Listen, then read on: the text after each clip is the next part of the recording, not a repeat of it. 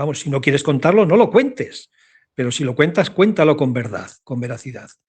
Ese ya lo decía Philippe Lejeune, que fue el gran teórico del diarismo, que hay un pacto tácito entre el escritor de diarios y el lector.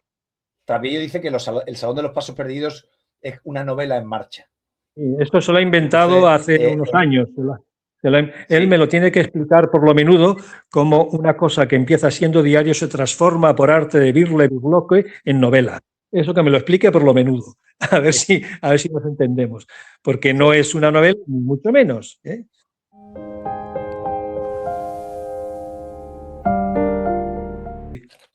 El diario de José María Soubirón. El diario de José María Soubirón. Mira todos los posits. A ver si hago un capítulo sobre esto. Sí. Es maravilloso. Yo no sé si tú has leído algo de esto. Sí, los he leído los 5 volúmenes porque es un género que me apasiona y que lo llevo. Yo tengo 8 volúmenes de diarios publicados. Va a salir ahora otro en breve. Y Soubirón para mí fue el gran desconocido diarista. Tú date cuenta que él vivió de cerca, muy de cerca, los años de plomo en Madrid, en un colegio mayor, que era director de un colegio mayor o subdirector. Vivió en el centro de Madrid. Y durante un tiempo era residente. Sí, sus compañeros de tarde de farra y de cafés y de vinos, pues eran nada más y nada menos que Luis Rosales y Luis Felipe Vivanco. Sí, señor. Y con esta gente, pues, y paseaba, iban por las tabernas, por los bares. Y entonces estaban al tanto, pues, de todos los premios. Por ejemplo, en esos diarios habla mucho de Juan Luis Panero, otro grandísimo poeta del 70 que se me ha olvidado mencionar. Porque es que Soubirón estaba, en sus diarios se nota y se ve que estaba súper enamorado de la madre de los Panero. Súper enamorado de ella. Pero ella no... Yo no lo sé. Yo creo que ese hombre estaba muy solo porque, bueno, su mujer pegó la espantada, algo le ocurrió en Chile y se vino para España y echaba mucho de menos a sus hijos, sobre todo a su hija, a la que adoraba. Y él era un hombre católico, pero claro, separado, pero claro, todavía un hombre que con necesidad de arrimo, sí, no, pero yo creo que sí. De cariño.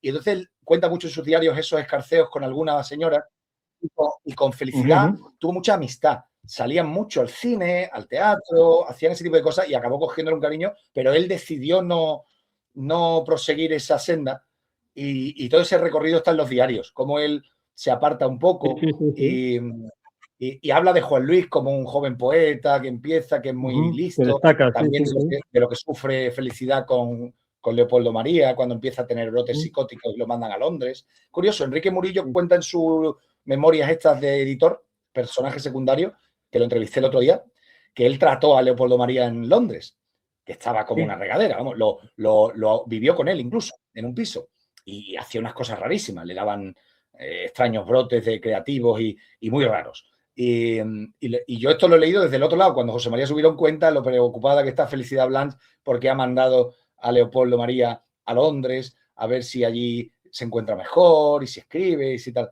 Y habla de Juan Luis también y lo admira mucho, José María Soubirón. Juan Luis es un gran poeta. Digamos como chaval avejentado muy pronto. Es un gran poeta. Es un gran poeta, pero es un poeta más oscuro, menos famoso que Leopoldo María, porque Leopoldo María tiene la cosa esta del loco genial. Y Juan Luis Panero es un poeta muy inglés, muy amargo, muy... Por una parte muy eliotiano, pero muy cernudiano también. Muy cernudiano, muy del cernuda en el exilio y de la amargura de la soledad. De Eliot, muy de Eliot también, de Eliot. Un gran defensor de Eliot. Pero Cernuda le encantaba, le encantaba. A mí su poesía me gustó mucho. Como lector de diarios, dime 3 grandes diarios para ti. 3 grandes diaristas. Pues mira, a mí... 3 cúspides para ti del género. Sí. Del género, el primero para mí, el primero es José Jiménez Lozano, para mí el primero, sin ninguna duda, se han publicado ahora en la Fundación que los suyos son diarios? ¿Lo de Jiménez Lozano? Sí. Porque yo creo que No, escribe es menos diario que no, ha escrito poesía y gran ensayo y gran novela, aunque digan muchos que no. Pero sus diarios son fantásticos. Yo lo descubrí en los 3 cuadernos rojos en los años 80, que se llaman Yo rojos los no porque leí, fueran los leí en su momento, pero no comunistas, son un eran diario porque como tenía la anotaciones pasta roja de... y Sí, fantástico, es sí, unos diarios extraordinarios, pero extraordinarios. no son Después, tanto diarios como cuando un diarista cuenta he ido a cenar con y cuenta la cena. no, O he pensado no, tal cosa. Es más no, ahí no, aforismo, no, impresión. ahí no, en Jiménez Lozano no vas a encontrar nunca alusiones a su vida privada. Él decía que para hablar de la vida privada ya están los psicólogos y la almohada. Él solo habla de lecturas, habla de viajes, habla de Port Royal, que era uno de los máximos expertos en la filosofía de Port Royal, en Pascal, Sí, en los pintores y sí, en las monjitas de Port Royal que destruyó el jansenismo, que destruyó Richelieu, y habla de todas esas cosas. Ahora, no vas a encontrar ni una alusión a su vida privada en absoluto, para nada.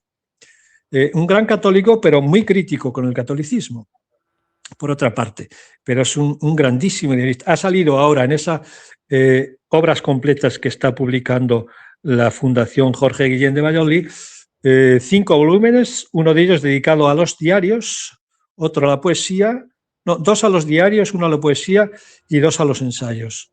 Y ahora faltan las novelas. Pues esa colección es imperdible, no la tienes que perder, porque ahí está todo, todo, todo, todo. El ensayista, el novelista, el diarista, el poeta, que es un gran poeta, aunque García Martín dice es que hace poesía sin pensarlo mucho. No, no, es una poesía muy potente, pero muy potente. Cuando te habla de los pájaros, de los ojos redondos de los pájaros, me gustaría que la mirada de Dios fuera como los ojos redondos de los pájaros. Eso te quedas alucinado, ¿no? Es así. Y entonces, pues, sí, yo creo que García Martín lo dirá quizá porque tiene una factura un poco naif. Es una poesía como sin preocupación por la forma. sí, Muy sí, parecida sí, al sí, diarismo sí, suyo, de anotación, de una impresión sí. estética y sin importarle mucho la resolución física del poema, ¿no? Formal.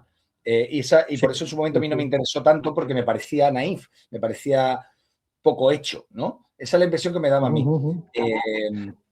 Sin embargo, sus diarios me gustaron mucho cuando yo leía mucho ese género, Sí. pero ese es uno de los diaristas. ¿Y los otros dos?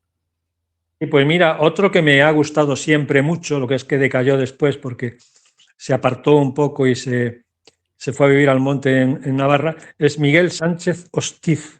Yo lo descubrí en su diario La Negra Provincia de Flaubert, que me deslumbró en los años 80, no sé si fue en el 86, 85 u 84, ya no me acuerdo. La Negra Provincia de Flaubert es una pasada. Y luego literatura Amigo Thompson, luego Diario de Fuera Puertas, y todavía sigue escribiendo diarios ahora, ¿no? Lo que pasa es que se dedicó después mucho a la novela, decayó en el gusto del público, se emboscó viviendo en el bosque de Irati de Navarra y allí fue escribiendo cosas sobre Bolivia, donde estuvo pasando temporadas y sigue con sus diarios. Es otro de los grandes diaristas para mí y de los grandes escritores de viajes. Sus narraciones de sus viajes a Bolivia te puedes morir, son maravillosos. El Robinson Urbano, por ejemplo, es otro diario precioso de él. Y otro diarista que me gusta mucho es Job. No sé si has leído no solo la poesía de Juan Carlos Job, sino sus diarios. Sus No, no, diarios no lo he leído. son de otro estilo, más cuidado, que aparece en literatura diplomática si quieres, pero es un diario muy, muy interesante, muy cuidado, muy estilístico, pero preciosos. Me encanta yo. También me gustan, por supuesto, los de Trapiello. El Claro. gato encerrado me fascinó. Lo que pasa en Contrapiello es que, ¿cómo te diría yo? Hincha mucho el perro. O sea, un diario de un año no te da, yo llevo muchos años con ello, para más de 200, 300 páginas. Y él ha sacado diarios de 700 páginas. Para hacer eso de un año tienes que hinchar mucho el perro. O sea que la noticia o los acontecimientos los tienes que cambiar o los tienes que inflar demasiado. Por lo tanto, tienes que mentir, entre comillas, entre comillas. No, Y el diarismo, literaturizarlo, ¿no? Todo. Divagar, ¿no? bueno, lo que vamos, si no quieres contarlo, no lo cuentes, pero si lo cuentas, cuéntalo con verdad, con veracidad.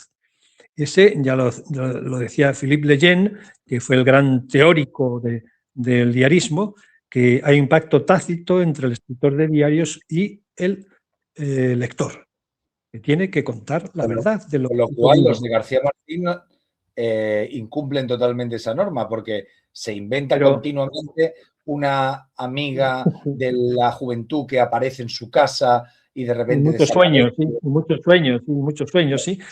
Hay muchos, pero los de Trapiello incumplen totalmente, prácticamente esas cosas, ¿no? Yo lo he descubierto en muchos detalles, en muchos momentos que dices, esto no es verdad. Bueno, pero quizás por eso Trapiello siempre dice que su obra, Trapiello dice que El Salón de los Pasos Perdidos es una novela en marcha. Esto se lo ha inventado hace unos años. Él me lo tiene que explicar por lo menudo como una cosa que empieza siendo diario se transforma por arte de Birle Burloque en novela. Eso que me lo explique por lo menudo. A ver si nos entendemos. Porque no es una novela, ni mucho menos. No es una novela. Es un diario, pero inflado y nada más. Entonces, pues, se le cogen a Trapiello con mucha facilidad en mentiras, en mentirijillas. Ahora, tiene el don de la escritura, sabe escribir como nadie. Tiene un estilazo el tío, es un grandísimo escritor, pero un grandísimo, un pedazo de escritor, Andrés. Solo que tiene esa cosa de pícaro, que es muy pícaro en ese sentido, un pillo, y sabe muy bien cómo hacer las cosas. Ya te digo. Yo te voy a decir 4 diaristas, te iba a decir 3, pero he caído en un cuarto. Para mí, los diaristas que más me han impresionado han sido Ernst Junger. Sí, Ernst Junger. Sí. Lo he leído todo. Radiaciones, sí. Los de la Guerra Mundial, los de la Segunda Guerra. Sí. Que son 6 volúmenes de diarios recogidos en 2 volúmenes. Radiaciones, 1 y 2. Y los de Soubirón, también César González Ruano. El diario íntimo de César González Ruano. Sí, el diario es estupendo. Portentoso, porque además es un tipo que procura no hacer literatura. Él se propone no hermosear nada. Además, cuenta muy poco de su vida privada porque su situación era delicada en la España de entonces, porque no estaba casado con su pareja. Entonces, él habla de un modo muy pudoroso siempre, pero cuenta muchas cosas y su vida muy cotidiana de ir al Café Gijón a escribir y algún viaje a Cuenca y muy pocas cosas. Y lo interesante de ese diario es que ya no es lo de mi medio siglo. Se confiesa a medias, sí. Se confiesa a medias, donde hay mucha novelería y que si los nazis, y que si París y que... Claro, esto es cuando ya a su vida no le ocurre nada. Dice, ahora que mi vida es muy aburrida es cuando voy a escribir esto. Como modo de sacar cosas en los periódicos, porque lo sacaba en los periódicos. Era una forma de ganarse unas pesetas. Era un escritor de vivir al día del último artículo que había escrito. Entonces, está muy bien, porque hay anotaciones de diario suya, de un día concreto, miércoles 7 de tal. Y la anotación solamente dice Gijón. Y ya está. Café Gijón, claro.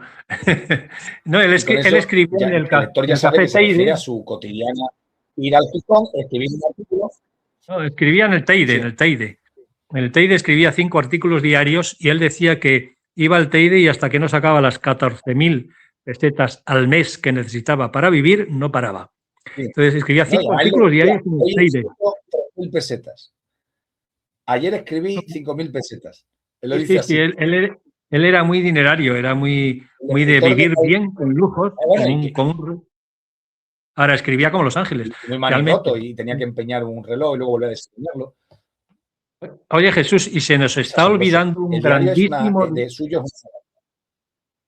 grandísimo diarista que se nos olvida, que es un sevillano afincado en Madrid, traductor de todos los rusos en los años de plomo, alabado por Jorge Luis Borges, en la novela de un literato.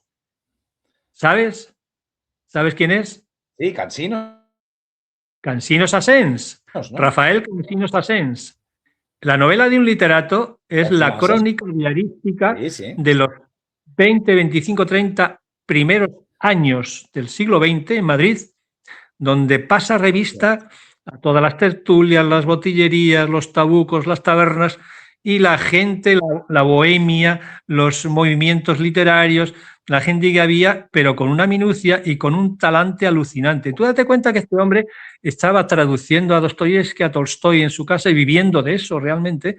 Pero, y cuando terminaba de esa paliza que se pegaba 10, 12 horas diarias, escribía un diario o la pluma corriendo con el lenguaje de la calle, con el lenguaje que él utilizaba para hablar con sus amigos, la novela de un literato, tío. Y eso es una obra maestra. La obra maestra de Cansinos es ese libro, sí. Y ahora su hijo, que es un poco mayor que yo, ha publicado un diario de guerra en Madrid, ¿sabes? Que es una maravilla también, ¿sabes? Aparte, lo ha publicado aparte de Cansinos. Y es un grandísimo diarista que hemos tenido, ya lo creo que sí, ya lo creo que sí.